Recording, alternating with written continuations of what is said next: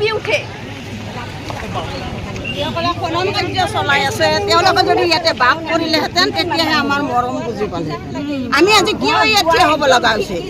11 বছৰে আজি খনন কাৰ্য বন্ধ আছিলে, সেই খনন কাৰ্য আজি আৰম্ভ হৈছে। সিদিনা আমি ইয়াতে প্ৰতিবাদ কৰিছিলোঁ, SDC ছাৰ আহিছিলে, তেওঁ 2 দিন কাৰণে সময় লৈছিলে।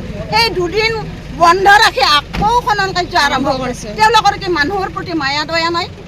আমাৰ যে গামাৰিগুৰিত ইমান অনুষ্ঠান প্ৰতিষ্ঠান আছে, সেইবিলাক যদি ধ্বংস হয় আমাৰ ল'ৰা ছোৱালী উঠি অহা প্ৰজন্মৰ কি অৱস্থা হ'ব? তেওঁলোকে এই ব্ৰেইনত নাখাতে নেকি?